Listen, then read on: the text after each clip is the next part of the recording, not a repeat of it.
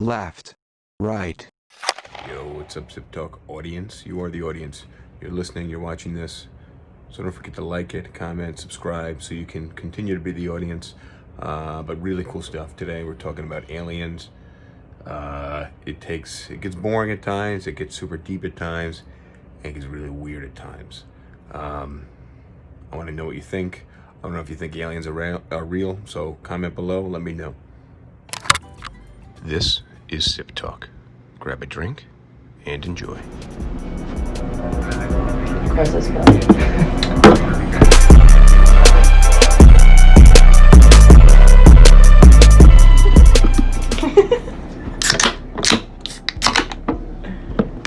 Cheers. Cheers. Cheers.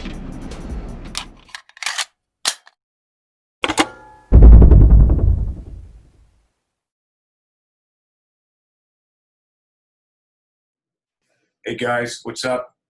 This is episode 43, Sip Talk.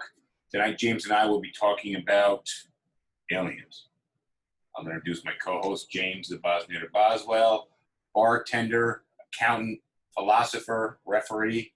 Is there anything else I'm missing? Any new developments? Nah, nothing this time. Nothing alien? Yeah, recovering from the alcohol poisoning of playing Tuesday night's debate as a drinking game. Yeah, how about that debate?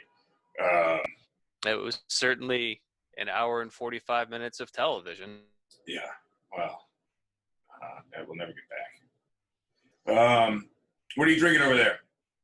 Same thing I've been drinking for a while, going with the room temperature and Milwaukee's best ice. Ooh, there's nothing nice about it then, except for the name. I get my Bud Light, depending how deep we get into aliens. I'll hit some scotch, but let's see where that goes. Yeah. So where do you want to start off with this? So where do I want to start off when it comes to aliens? Is one, I think, in order for us to have a productive conversation, we need to decide whether or not they exist. And pre-being on the show here, you expressed to me your thoughts on this. I share exactly the same thoughts, that statistically it would be almost impossible for aliens to not exist. And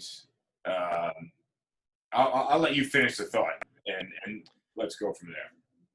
Well, if you think about it, just in our galaxy alone, and I'm going to use the Google, number of stars in the Milky Way is approximately like a trillion. So there's about 1 trillion stars in the Milky Way. The Milky Way. In the Milky Way galaxy, there's about 1 trillion stars. And there are somewhere between 400 and 500 billion galaxies out there. And that number is always changing as, discoveries are made and whatnot. So if you multiply 500 billion by how many trillion? 1. Okay. I can't do that math in my head. No, neither can I. The point is, it's a really big number, and when you're talking about numbers that big, 1 trillion's pretty hard to visualize. 1 billion's pretty hard to visualize. Applying them together, you got no chance. But if you look at it and say, what are the chances, like, life can exist in a given solar system, a random solar system, you would think that it would be sufficiently high that at some place in the universe, the thresholds have been met. And as we continue to make more and more discoveries of how exoplanets work and the likelihood that a planet exists in a star system, and then the likelihood that the planet's of a certain size and a certain distance away from the star to be within kind of the temperature range and everything to allow for the conditions as we understand them for life to exist. Well, so get this. Let me expand on that variable. So obviously temperature is an important factor, right? Mm-hmm. So what about planets that are outside of what we call the Goldilocks zone, and they have moons that create tides that create friction that creates heat? So they're saying they're widening the likeliness that, there's now potential life outside of what we know as a Goldilocks zone, meaning it's just Right. It's not too hot, it's not too cold, it's just right for there to be Yeah. life.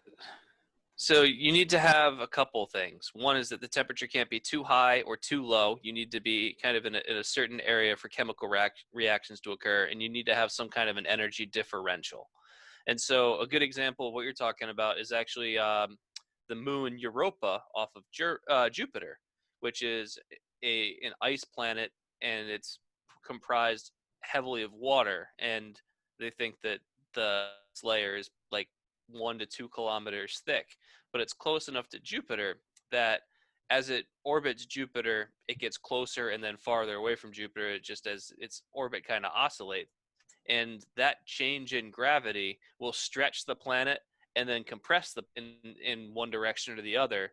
And that differential of gravity will cause friction and heating, which can keep the core of the planet warm enough to melt the water and have liquid oceans under this 2-kilometer thick shield of ice. Exactly. And so one of the coolest experiments that I ever heard about was I don't remember the name of the experiment, but it was a test to see how you could go about creating organic molecules. Now, organic molecules don't mean life, but you need organic molecules to allow for life to have the chance to exist.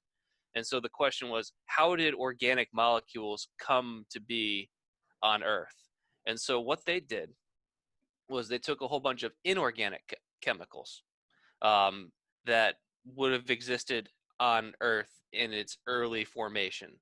So things like sulfur and oxygen and iron. And they heated it up so that way there would still be some liquid water or whatever, but they heated it up so there would be a significant amount of these chemicals in a vapor. And then what they did is they ran electricity in this giant test tube, and they would just run an electrical charge that would periodically discharge from one way to the other to simulate what lightning would have been doing early on, because These inorganic yeah, so, chemicals. And then right. So you start with a whole bunch of inorganic stuff, and you ran electricity through it, and over a period of time, they actually were able to generate organic compounds. And so they didn't generate life, but they generated the building blocks for it. Exactly. So this could happen completely by accident in natural history. So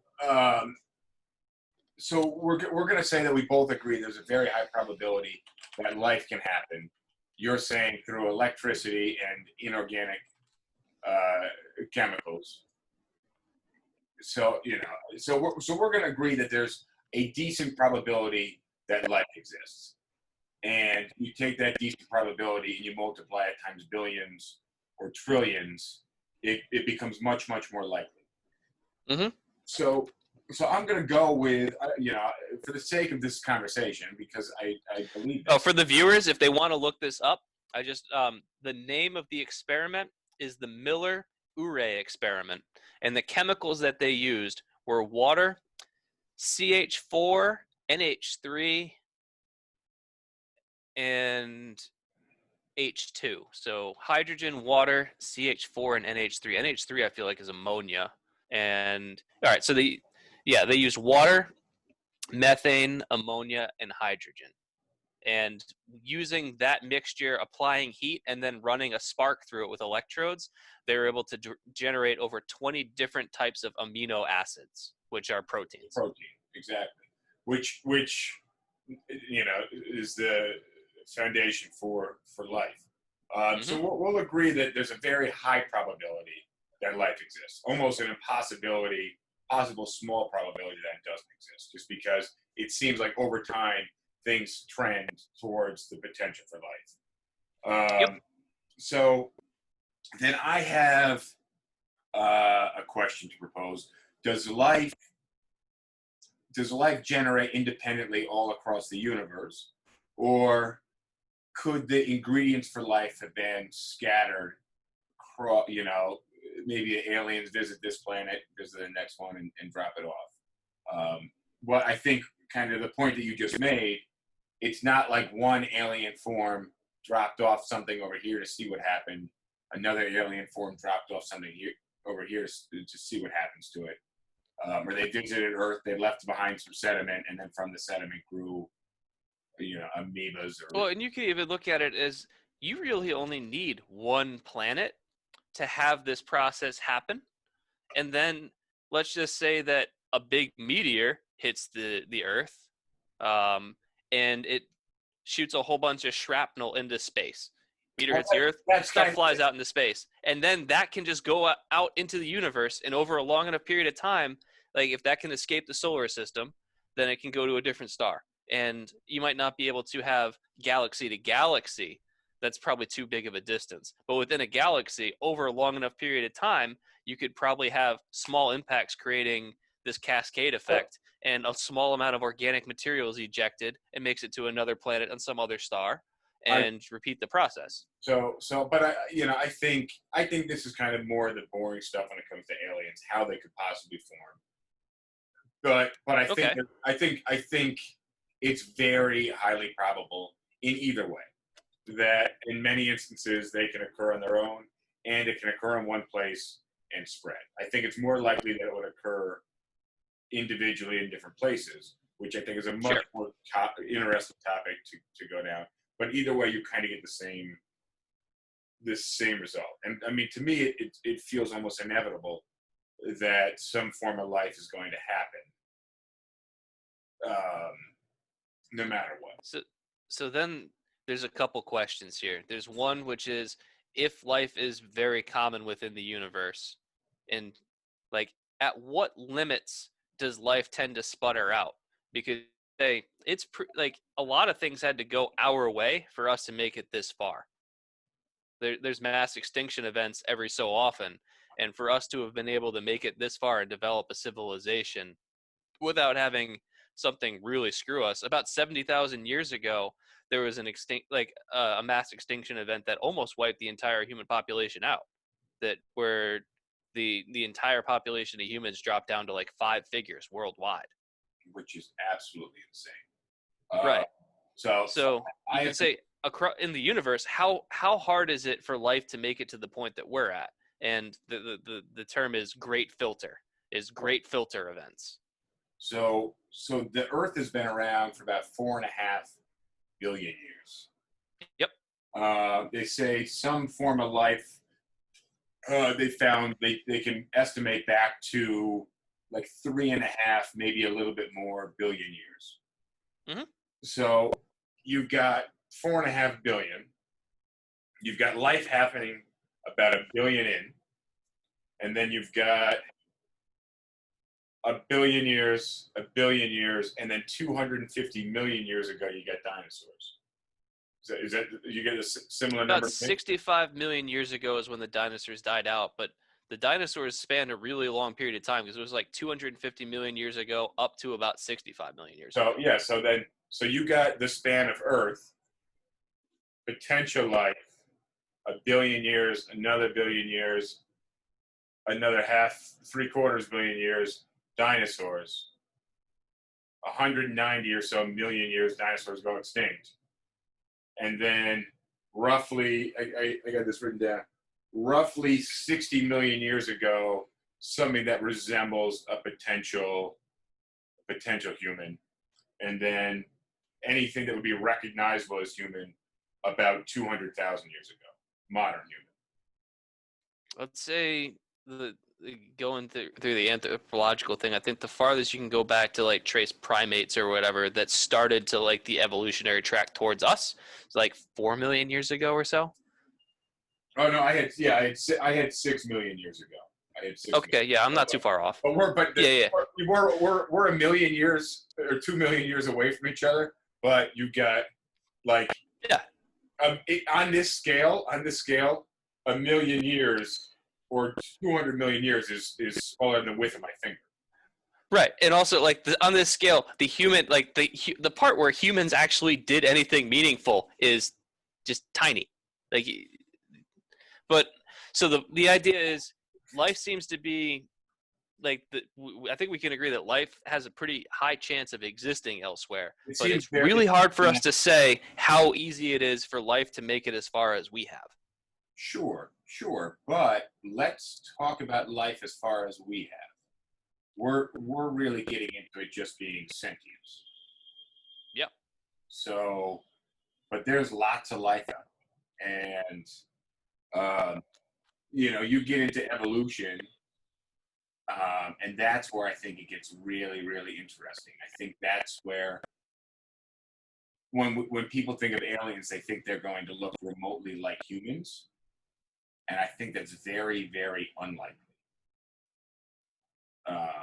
I think there's a lot of other animals on this planet that have evolved quite well, arguably having characteristics that are way superior to humans. There's an evolutionary hypothesis out there that things tend to evolve to look like crabs. That you can look at like the evolutionary history of like crabs in various places that had no chance of being able to like interact with each other or whatever, and you'd be like, this thing ended up looking like a crab, and it's all the way out in the middle of the Pacific Ocean, never interacting with anything, and this thing ended up looking like a crab in like some remote area of South America. Well, crabs So have 4 legs on each side, right? So 8 total. yeah, decapods. So they've It's 10, they, right? yeah, but I think like 2 of the legs are kind of small, so they kind of look like arachnids, which is why crabs freak me out. Crabs do have that spider-like look. But what I was thinking, the whole thing, and if you guys are watching on live, which I'll catch up on. I promise I'll catch up on your comments in just a second, because I know there's quite a few comments coming in on TikTok, and we got Instagram live right now too. So just bear with me, guys. But what got me thinking about aliens was I cooked an octopus. Did I tell you I cooked this octopus like a month or so ago? No, I'm pretty morally opposed. Like, I don't eat seafood, but I'm also morally opposed to cooking octopus for the same reason that I would be for like eating dolphin, which is like, don't eat intelligent animals. So that's what freaked me out. I've never been this. Octopus to me has always been the arm or leg, whatever you want to call it, of an octopus. I've never gotten that up close and personal to this kind of gray matter being. And I got really freaked out. When I was cooking it. And what got me thinking was we humans get credit for having opposing thumbs because we can do this. An octopus has fucking suction cups all the way up and doesn't need a thumb because it can just curl around something and grab it. Yep. So the if you want to call it technology that they've evolved is, in my opinion, way superior to our little fucking fingers and thumbs. They can literally just go and they just got it there. So, and then just like dealing with I think this one was like deep-brained or deep-gutted or however it works. But it just freaked me the fuck out, man. And then I started doing some research on evolution and aliens, and that's really what got me here, which is why I've used kind of the likeliness that aliens might exist and the span of the earth and how I believe it's fully inevitable that aliens couldn't exist. And that's kind of where we are right now. But Well, let's address some comments, and then I want to kind of change topics slightly, like still on the topic of aliens, but move to more like the way that aliens are discussed in the media and popular culture right now. But what are the people saying? all right, so let me get through here. We got Rosh here. Welcome, Rosh. Why freaked out? You get up close with an octopus and in the water. But yeah, they're supposedly very intelligent animals. No, they are super smart. Wanda, Lisa says the dish looked really good. It was fucking phenomenal, but I was fully freaked out. A lot of comments about grilled octopus. Maria, Christina. All right, let's see. It blows my mind what a short time humans have been in existence. Wanda. Speaking of which, thank you, Wanda, for having me on your radio show, which it airs in New Jersey radio on October 4th. We'll see if we get some more details of that on there. But thank you guys for joining. Let's see what we got. Shouldn't the same thing apply to beef, chicken, or any types of meats from Rose? What's the concrete You could certainly evidence? make that argument. I think that there's a different level of intelligence that displayed by animal, octopus, elephants, dolphins, primates for sure, Well, and actually corvids, I don't even know what that is, but I will agree. crows, magpies, Okay, parrots. I will agree. Parrots are not corvids, but There are certain animals that display a lot more intelligence than the majority of the other animals. And I was thinking, is that something that almost could be like bred in? Like if you have a child and he's raised in the wild, he's not going to have any concept of language, but you could argue that he had the developmental capacity for it. But it's developmentally stacked. Communication is built on, if you're 30 years old, you've only, if you're George of the Jungle, or who's the George of the Jungle, right? That's the guy that grew up in the jungle. or Tarzan. But no human interaction, purely animal interaction. That by the time you're 18 or 23 years old, or whatever developmental age you stop, you will have no capacity for communication beyond that of a dog. That's my thinking, and that there's certain communicative developmental steps that you could have if an animal has a capacity for it. I think potentially with like dolphins or elephants or octopus. Well, I don't know. Yeah, there's a cap though, because like even if someone develops and doesn't get introduction to language, and at some point like their brains kind of stop developing and they no longer have the capability for language, that's some research, but the brain still has the capacity for it. It just kind of missed its training window.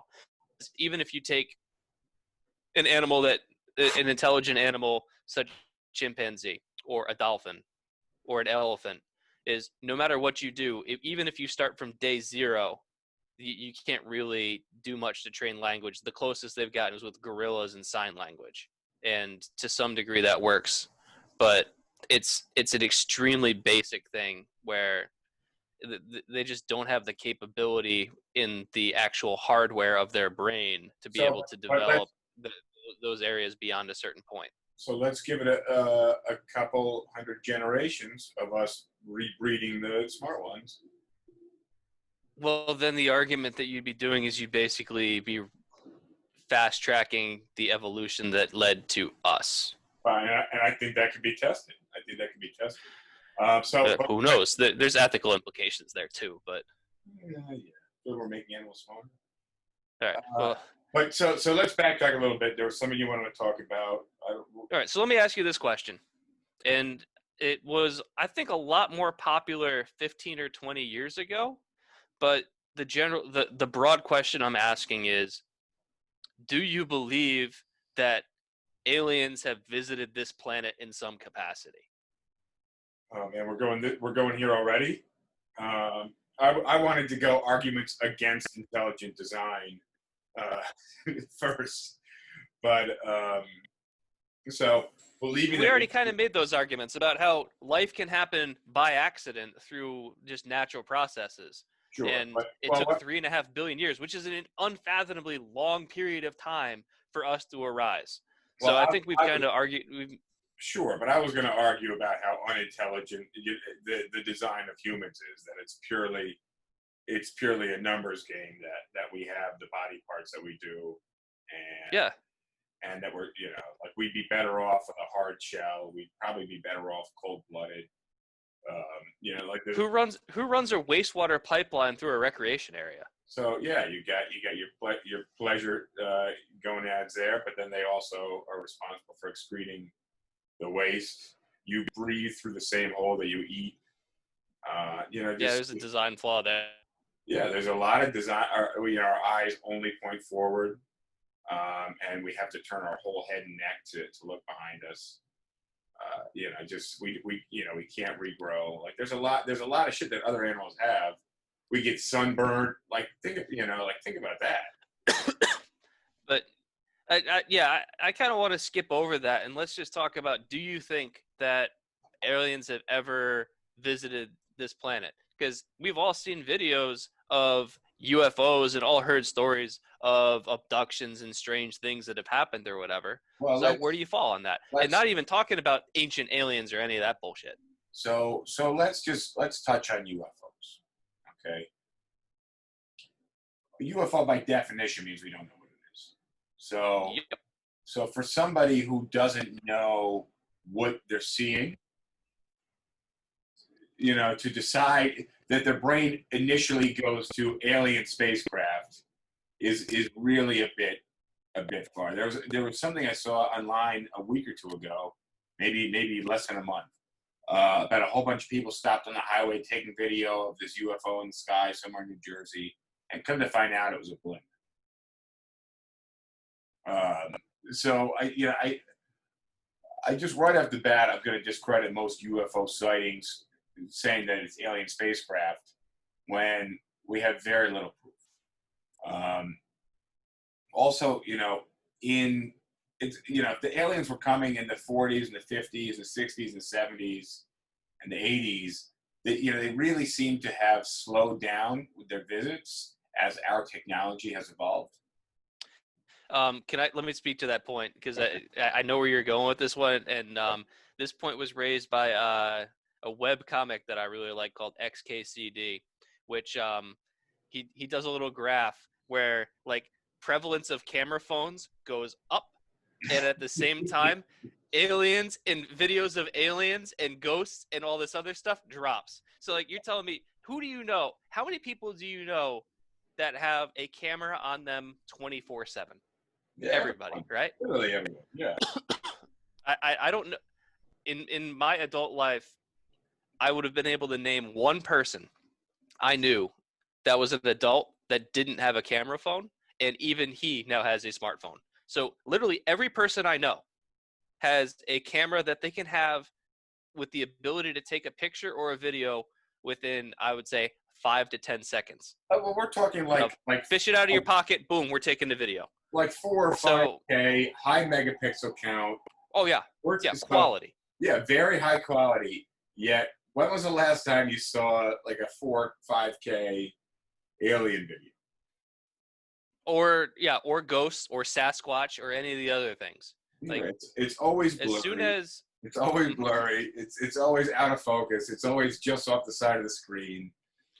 And so another question that I like to ask here is, going back to the unexplained, is just because we don't have an explanation for something doesn't mean there isn't an explanation. It just means that we don't. But you can't just jump to it being aliens, because that's the same as jumping to it being God. And these are two totally different. These are two. There's kind of an Occam's razor effect here, where like the general rule of Occam's razor is it's boiled down to the simplest answer is correct, and that's not the right way to state it.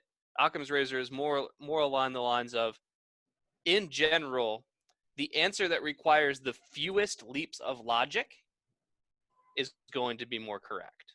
That the least amount of steps that you have to build to justify your answer, the more likely you are to be correct.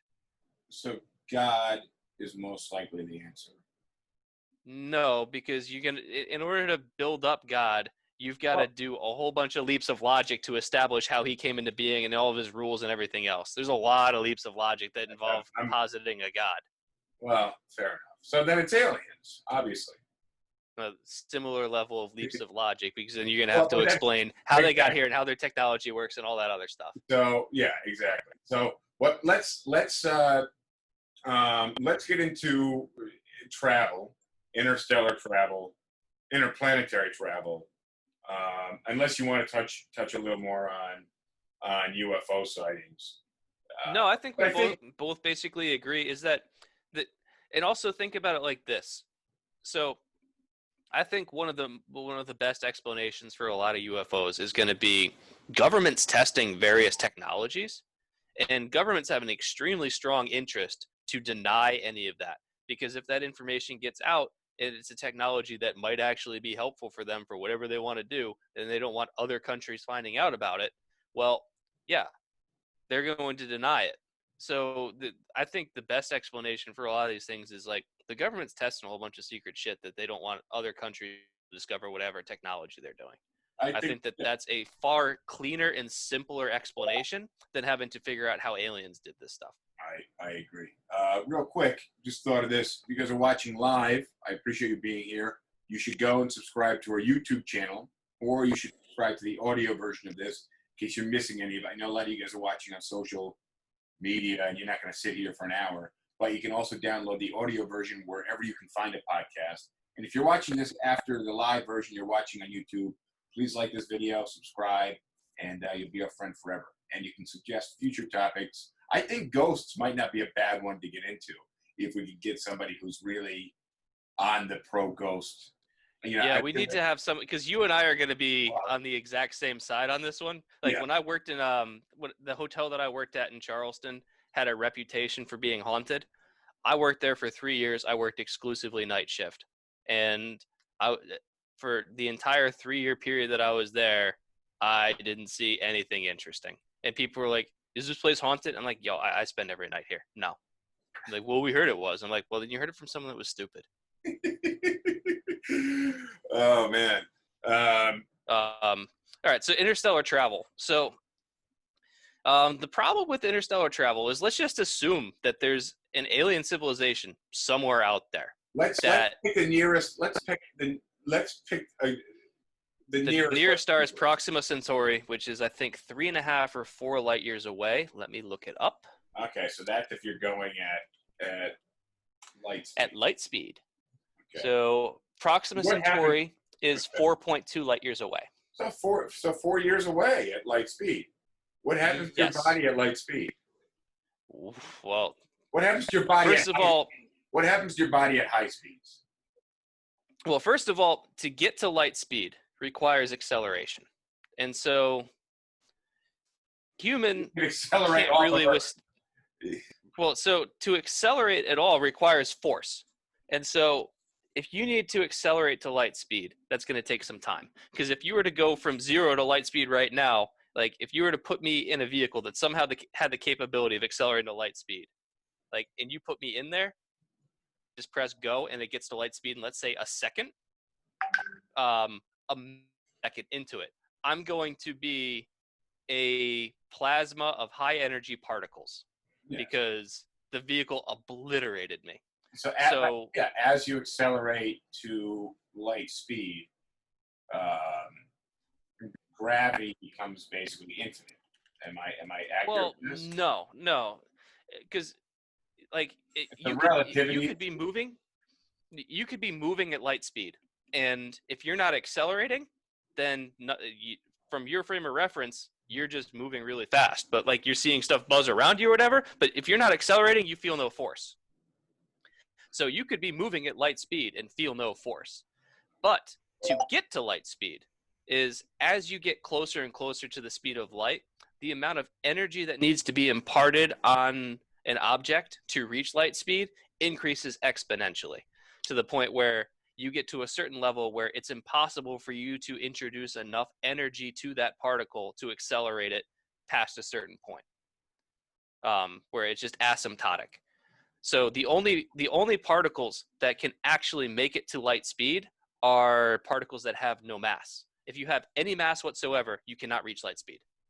The only particles that can reach light speed are going to be photons and electromagnetic waves. Photons are electromagnetic waves, and they have no mass. They have momentum because they have energy, but they have no mass.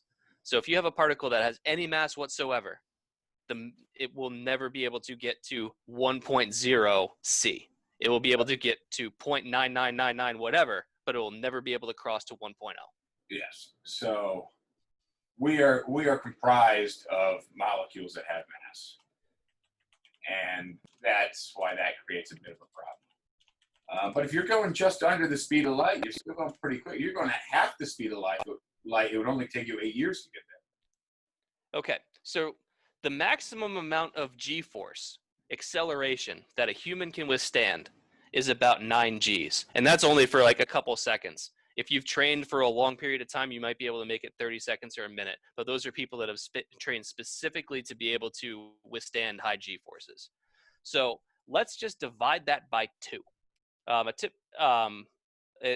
typical person can handle about 5G before losing consciousness.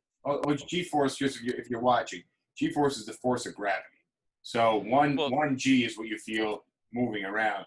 2 Gs is what you feel, when you're accelerating. When you're in a car and you feel this, that's additional gravity being pushed on you. So basically 1G is what we're used to, but you can basically think about 1G, so 2G is really like 1G, so right now I've got 1G pushing me down. If we were to accelerate backwards, that's 1G that way too. So about a normal person can withstand 5G for some period of time without passing out. But more realistically, I'd say the most that somebody could comfortably withstand, or not even comfortably withstand, but withstand without severe health effects, would probably be somewhere in the range of 2 to 3G for an extended period of time. And that's confident. So what do you think the G-force is when you just get in your car and you pedal to the metal? Maximum in a non-sports car? Maximum in a Tesla, which has incredible acceleration. Probably about 0.6 or 0.7 G.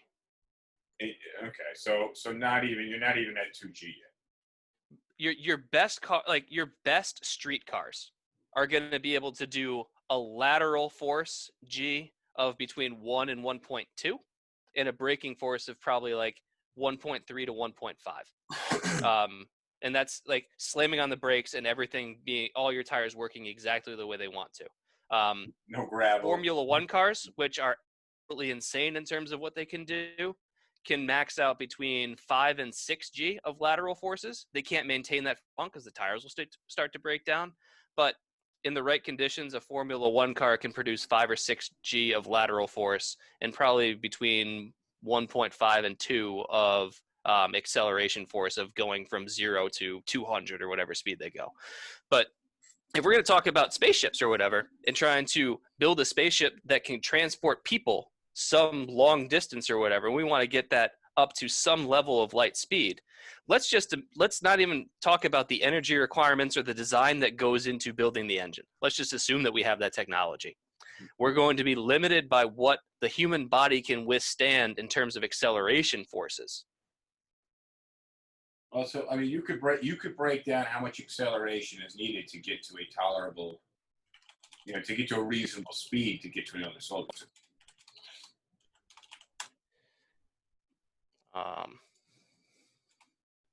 So my concern though is that we're talking about the physics that we know and understand, and I think when you get into quantum physics, you could propose some theories around the construct that we're building our argument against. Well, the best argument for being able to travel at high speeds and possibly superluminal speeds would be what's called an Alcubierre drive, which is going to be, you've got your spaceship and it sits in a region of space-time. We're all sitting in a region of space-time. And so instead of trying to accelerate the ship, what the Alcubierre drive tries to do is basically create a negative amount of space-time in front of you and a positive behind you. And basically, instead of moving the ship, move space-time. You can think of it almost like surfing a wave of space-time. But how are you? That way, the ship doesn't experience accelerate. Huh? Yeah, exactly. And how are you doing that? So the idea would be you're going to need exotic matter, because what you're going to need to do is so gravity will actually bend space-time. That's how gravity works. Can I pause you on this? I'm gonna pour a real drink here, because we're getting into stuff that's difficult to comprehend because it's more theoretical and less reality as people understand gravity. But I think quantum physics kind of effectively disproves gravity in the traditional sense that we know it. Am I accurate with that? This is a little bit more quantum physics, and this is a purely hypothetical idea. So this is we're talking theories here. I'm gonna pour a glass of scotch real quick. We're gonna get into this. If you guys are watching live right now, feel free to stick around. I expect to lose some of you guys because this this is kind of confusing, and like I watch certain quantum physics stuff and I just tune out. Like I get like 4 minutes into a 10-minute YouTube video and I'm just like, I'm fucking lost. And my brain just kind of goes out of it. So are you needing a re-up on a drink over there? I'm about halfway through this beer. I can go grab a beer real quick so I can reload. All right, let's do that. I'm gonna hit the comments. I'm gonna pour a drink. The video froze. All right, Maria, you can see us. Hi, Farida. Hi, Sponsor Unit NYC. That sounds pretty cool. We should definitely be in touch. So Monica, Jenny, hey guys. Ask someone that's a test pilot. Do you mean a test pilot or do you mean a test dummy? Because those are two different type of things. So the scotch right here. Oh, so I got an answer on how long it would take to reach light speed at a constant acceleration of 1g. How long it would take to reach light speed at a constant acceleration of 1g. Okay, and then we multiply this times 4 or 3 at a more comfortable pace. So how long would it take to reach light speed? So to reach light speed at 1g of acceleration, accepting the energy requirements and everything else, it's about 353 days. So it would take you, let's round it up and let's just call it a year. It'll take you 1 year to go from 0 to light speed. Then once you reach light speed, it will take you another 4 years of travel to get to the closest star. That's not bad. But let's go more realistic, because light speed, we've just basically disproved it, it's not a comfortable speed to hit. Right? And so but that, again, let's go best case scenario here. Best case scenario is that you can reach it in 1 year. Let's even say that you can do it in 2G. So you can make it in a half year. You can make it in 180 days. You can get to light speed. Then you still got 4 years of travel that you need to do.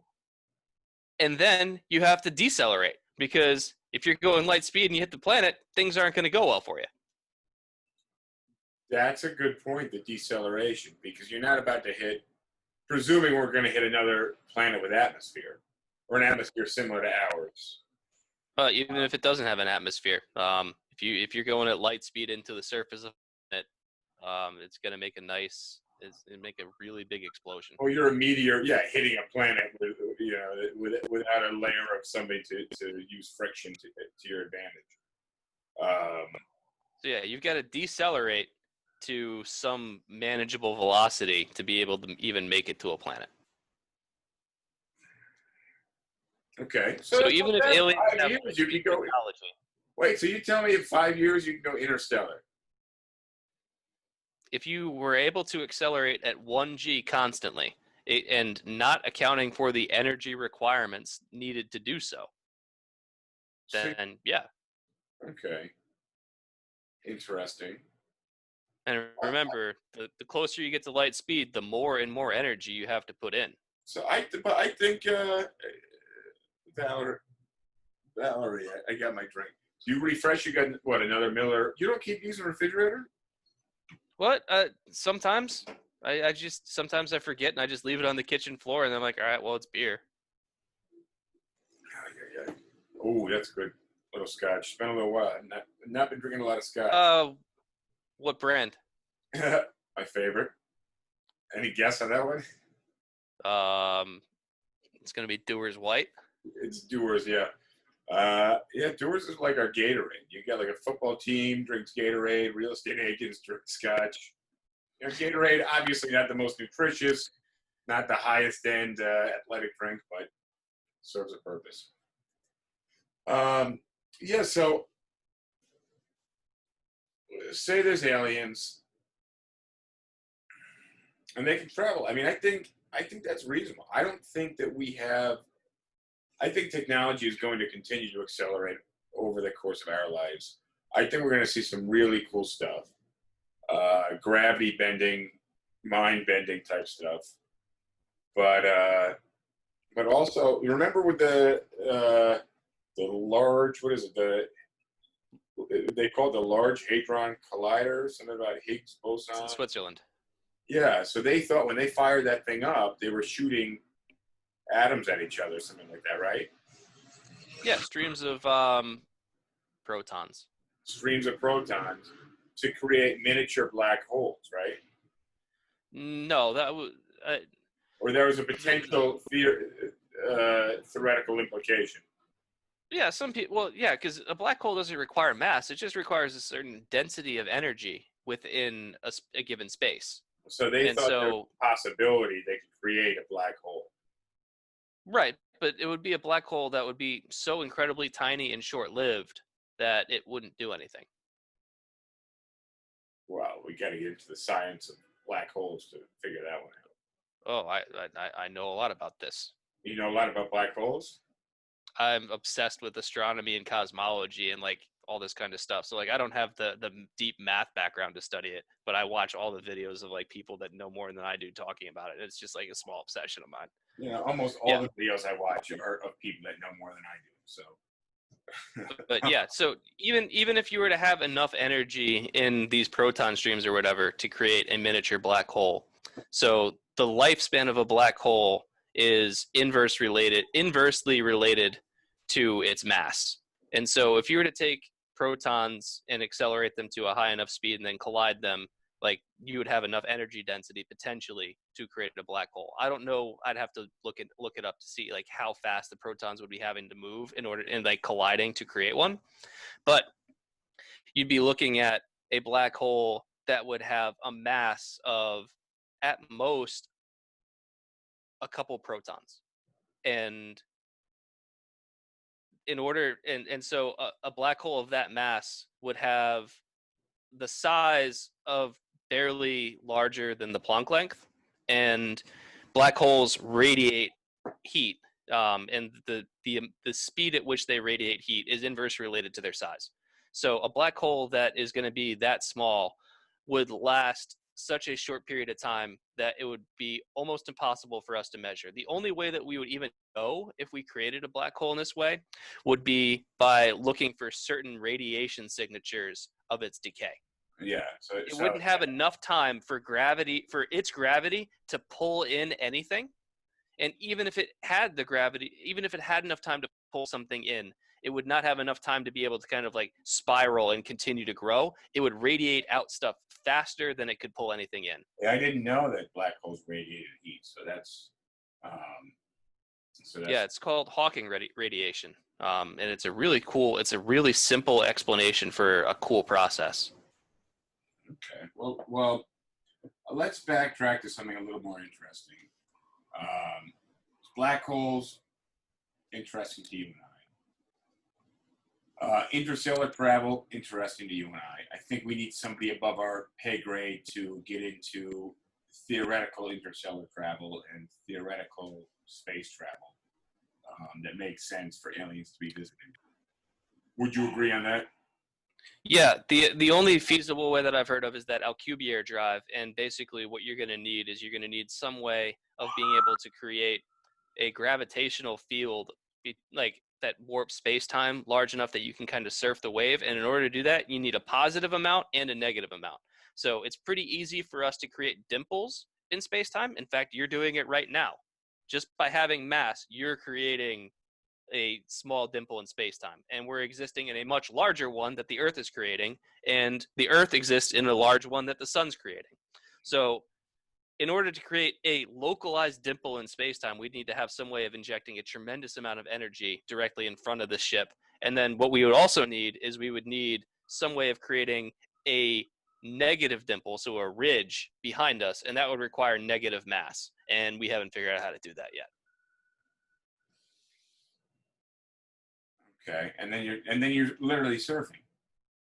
You're surfing a wave of space-time. Yeah, which is so that your bubble of space-time, within that bubble, you're not accelerating, because there's no limit. The speed limit of light is to be able to move through space-time. It's not like space, and everything that moves through space-time can only move at the speed of light. How does a regular vacuum how does a regular vacuum hold up to what you're explaining? So you're creating a pull on the front, but no additional gravity, right? What you're trying to do is find a way of being able to move space-time itself. But you're basically doing a vacuum, but with space-time. Or a reverse vacuum? Think about it like this. So speed of light, you can think about it like, let's imagine that you're in a long hallway and there's a whole bunch of doors. So you want to move, every foot you move, there's a door that you have to open, right? And so it takes you a certain amount of time to open that door. So no matter how fast you run, you have to stop and open a door every single step of the way, right? Mm-hmm. So that's kind of like the speed of light, is every Planck length that you travel is a door, and you can only travel that Planck length. Like, you have to spend time opening the next Planck length of door, and the speed at which you can open those doors is the speed of light. Yeah. So the idea with the Alcubierre drive is to say, you know what, I'm just going to take this one door with me, and I'm going to be moving this piece of space-time that I have, and I'm going to be moving the space itself and not accelerating. So I don't have to move through space-time. I am moving space-time. All right. So look, what I want to backtrack to is what aliens could potentially look like. And if you're watching on live, I really want some suggestions what you think aliens would look like. I read an article about land octopuses on land, basically, and how that would work. So octopuses that don't require water, and that being a potential alien. But were we briefly talking about like gray type skin or something like that? You said something about gray matter when it came to the octopus. The octopus, yeah, but I think they say that aliens are basically gray.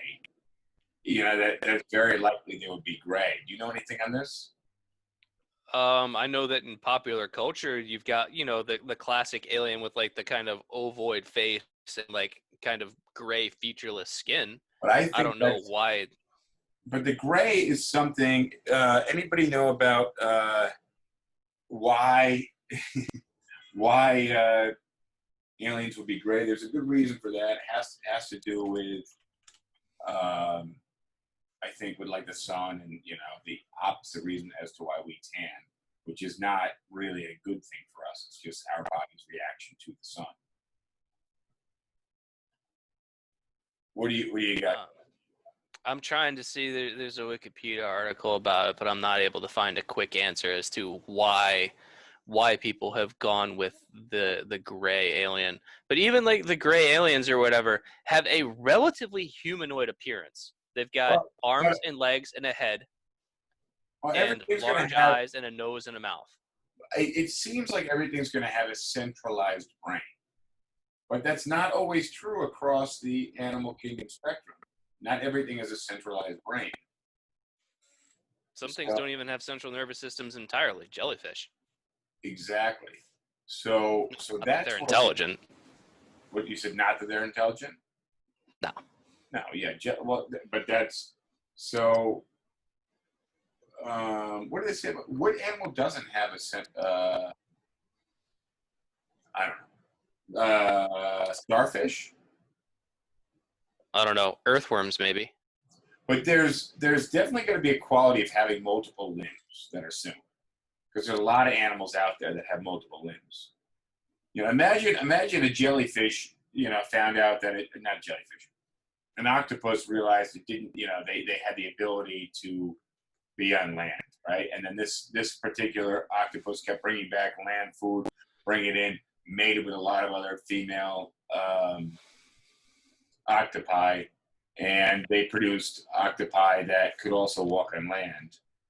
And now you have octopuses walking on land that can go back in and mate and da-da-da. They got octopus that can get out of the water.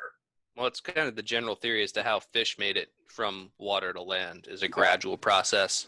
But now you take an octopus-like animal.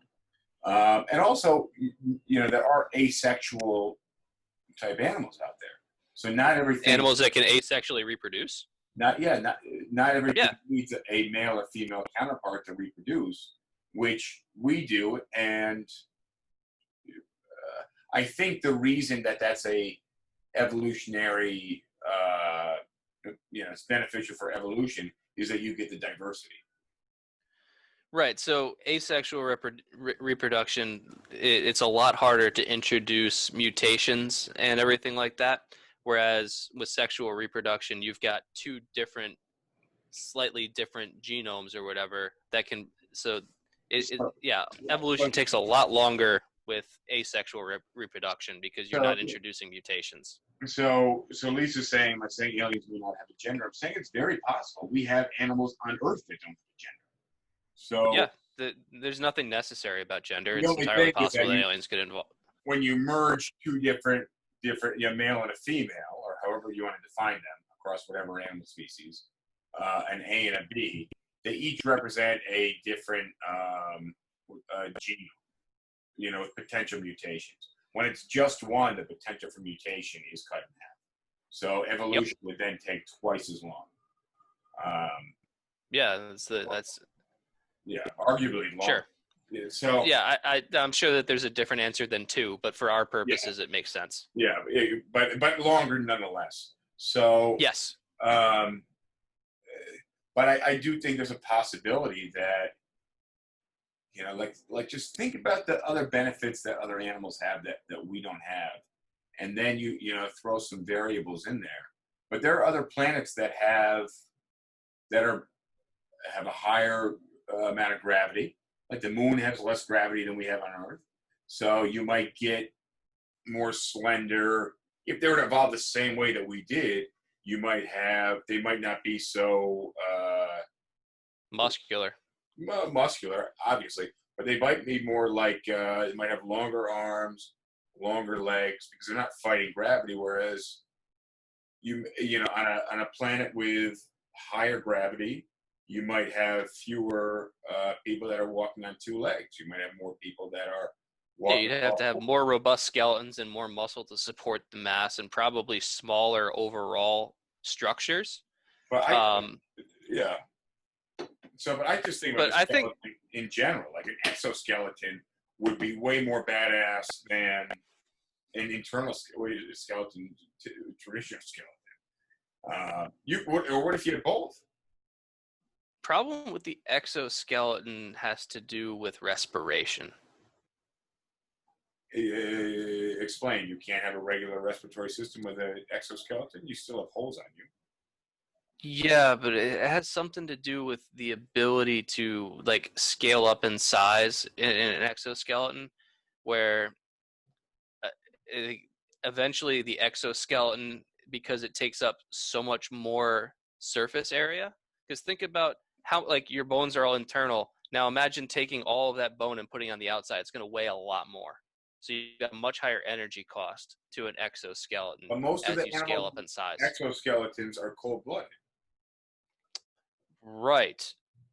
Because there's a high energy cost to the exoskeleton.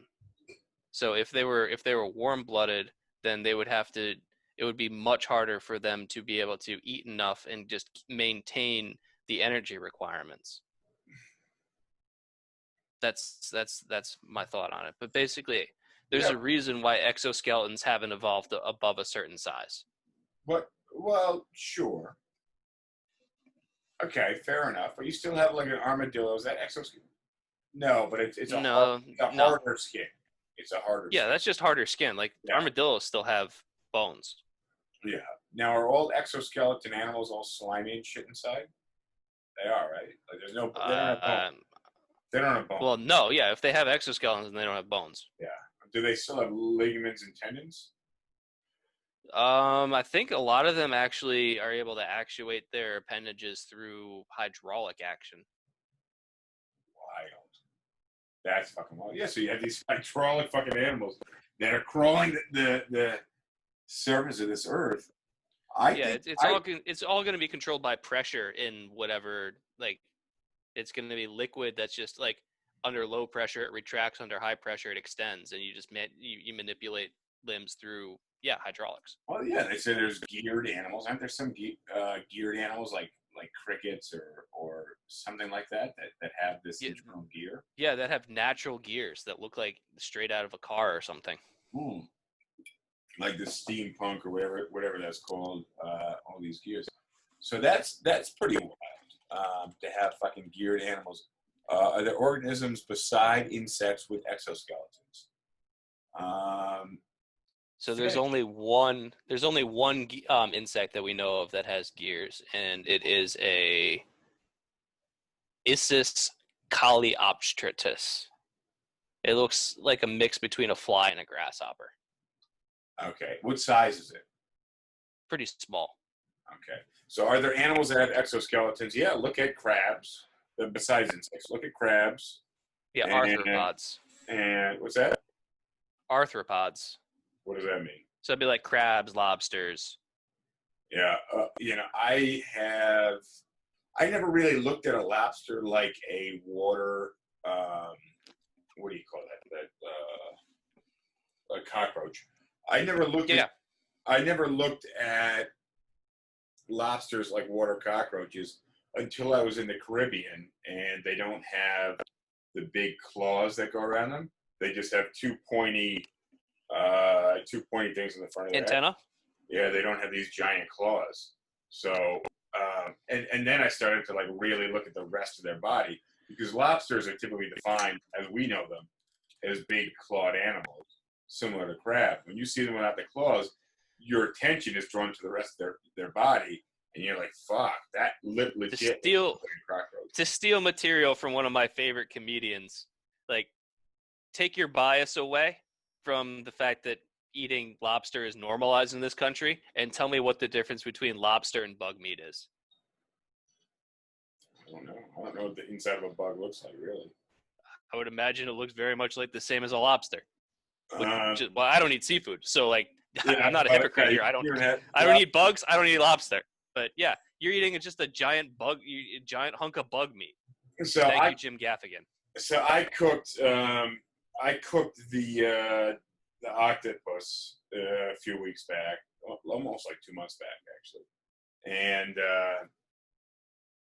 you know what's fucked up is I cooked this octopus. I just kept it to myself, and then my building had this contest, and they're like, "Oh, it's called whatever eats. You got to put this hashtag. Winner wins." Like catering or they like a knife set or some bullshit house stuff. So then I posted it. But then I told them I'm moving out.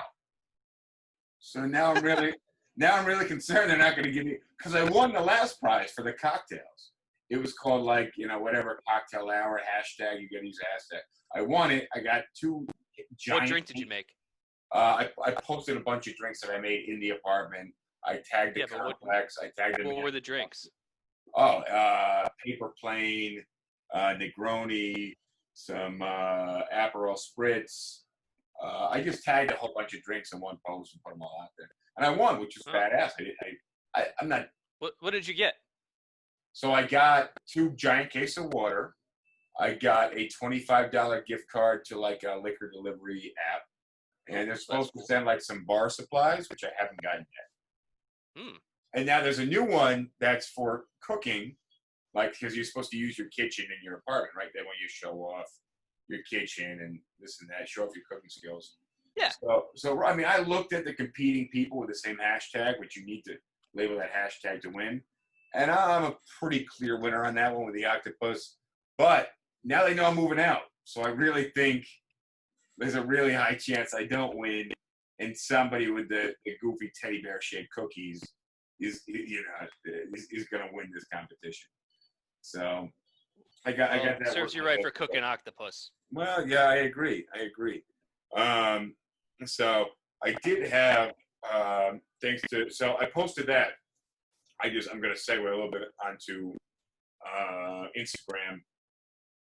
Lisa, who followed us, she subscribes to the podcast also. She told me she likes lengua tacos. You know what that is? You speak Spanish, so probably. Lengua? Yeah, it's going to be tongue. Cow tongue tacos. And I was really afraid to have these cow tongue tacos. And when I was in Spain, they would serve lengua every once in a while, and I was like, I'm not eating that. It's too weird. Yeah, it was good. It was good. I had them I'll pass. on Sunday and saw the menu. I ordered. Usually when I get tacos, I just do 3 tacos and like a guacamole chips or some other side. I ordered 4 in case I didn't like it, and I was stuffed. Every last piece of meat on there was phenomenal. She said, and it's true, that the lengua meat really soaks up the flavor. So it was super tender. So it was fucking freaky. But then when it comes back, to it, we are animals, and we got here by eating other animals, and that's just it's just how. Yeah, you can have all the lengua tacos you want. I'm gonna stick with the normal shit. Normally, I'm saying that is more normal. That's what I'm saying. It's more normal. Than octopus? Sure, all right, fine. Like if we set the bar that low. You're welcome, Lisa. Thank you for pushing me to try that. So I will say tongue meat, not a bad meat. And I didn't feel so bad about eating it because I ate a hamburger and I ate steak. But I definitely got freaked the fuck out. With the octopus. It seemed so alien. Do you remember going on field trips as kids and we used to like milk cows and shit? Yeah. We grew up by a lot of farmland. Function of where we grew up. Sure, yeah, we grew up by a lot of farmland, but we did not grow up by the ocean. And the ocean that you and I vacation to are a lot different in terms of the animals that are inside those oceans than a lot of the rest of the world. And people fish, and they need protein, and they got to eat the shit that they find. And I can see it how people are eating octopus. Yeah, you're not going to be able to sell me on that, but you also can't sell me on anything seafood. But I'm going to say the octopus. You can hear this? Yes, very much so. Oh my God. Definitely something about being in New York. It drives you fucking nuts. So I will say, yeah, don't miss it. I'm thinking octopus is about as close as I can think of to what an alien is going to look like. I'm thinking somewhere between an octopus and what else? What could you? Well, I think we can agree that like having limbs, you're going to need to have some kind of way of being able to manipulate your environment. And limbs are the most obvious. So yeah, like a snake or a worm or something like that. It just you have to have some kind of appendage to be able to manipulate things around you, because otherwise, how are you going to develop technology? You're not just going to go straight from having no arms to having telekinetic powers to manipulate shit that way. It just doesn't happen. So snake or even like a alligator, they have one kind of main thing. It's just one. It's on their fucking head. That's tough. Well, alligators have 4 limbs, but they're not doing much with them. But they don't do anything, exactly. So same thing with the T-Rex. Like, this guy's a loser, man. He looks badass, but like he's not going to last in the grand scheme of things. So you're going to have these appendages. But I'm saying more than 2 with the 2 legs. Like, we're kind of fucked. If we got to fight somebody with 3 arms, then we are fucked. Yeah, but you also have to look at it as, why did we evolve the way we did with 2 legs and 2 arms? Is the evolutionary cost of a 3rd arm at some point must have outweighed the benefits. Oh no, there's no 3rd arm. Costs. There's no 3rd arm. It's a 3rd and 4th, because you look at almost every species, and there's biosymmetry. Pretty much. Yeah, you have to have symmetry. Symmetry is a big deal. I don't know the reason for that. Maybe you know the reason for that, but we're not having a 3rd efficiency. Arm. It's 3rd and 4th. How do you code for it? How do you code for asymmetry? Because genetics, if you look at it, it's really just code. So it's really hard to code for asymmetric effects. Yeah. So So how many limbs are we talking? Because I think 2 is inefficient. Well, I guess it's going to be either 4 or 6 or 8. So we have to be in even numbers here. Not going to be 10. Well, the crabs have 10. At a certain point, though, they get in your way. Right, and so that's why I'm saying, like, we're the most evolved beings on this planet, and so we've got 4. And I would say that the evolutionary cost of having more outweighs the benefit of having more.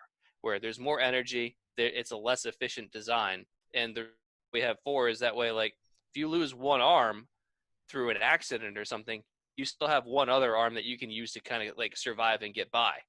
No, I'm good. But we're also out of tail. Tail. But Also, what does about the tail do? creatures? What about creatures that can go back and forth between the water and the land? You know, Specialization goes a long way.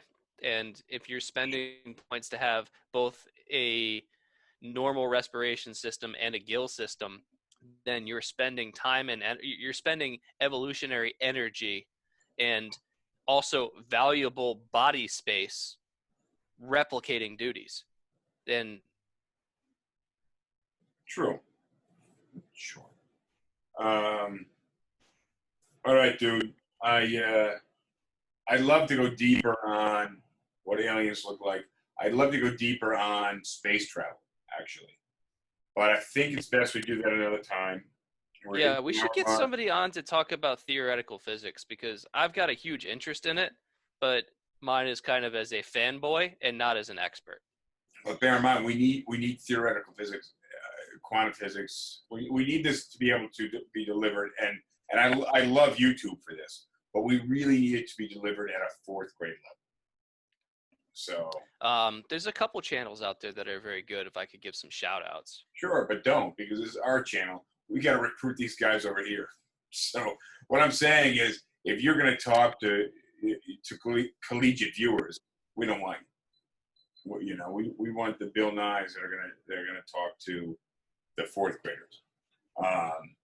But look, pretty sure aliens are out there.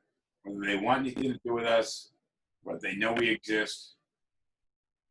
Yeah, maybe they're demonstrating their higher intelligence by not interacting with us.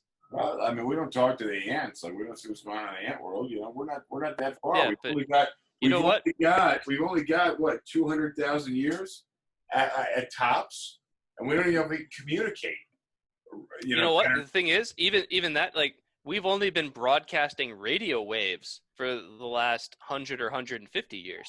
So if you look at it in terms of how would another alien civilization, if they were interested, even know that we're here? Well, the only way that they would be able to see it is like our radio signature. And at this point, our bubble of radio signature, however weak it may be, is only at most 150 light years wide. So our galaxy is about 65 to 70,000 light years across. So from that, we've only been able to broadcast in a tiny little bubble of that. Look, I'm going to quote Contact, the movie. Great movie. Great movie. But it would be an awful, actually I'm misquoting it. It'd be an awful waste of space, something along those lines. It'd be an awful waste of space if somebody else wasn't out there. There's another quote that I really like, which is, there are 2 possibilities for the universe. That one is that we are the only intelligent life in the entire universe, and it's just us. The other is there is intelligent life all across the universe, and both are equally terrifying. I agree completely. Yeah, that's some scary shit. And that's why I'm looking to move outside of New York City. Like, I just want to do my own thing, have some cocktails, chill the fuck out, and not be worried about anybody else's business. So look, sounds like you need to move much farther away. Much farther away. I'll be on that plane to Mars. The fucking spaceship. I won't. That would suck. All right, dude. I'm glad we pumped another one out. It doesn't feel like we're pumping anything out. It's fun shit. Appreciate your company. Appreciate the conversation. Appreciate the perspective. And appreciate having somebody to drink with. And anybody else live, if you're watching us post-production, it's not Thursday, October 1st.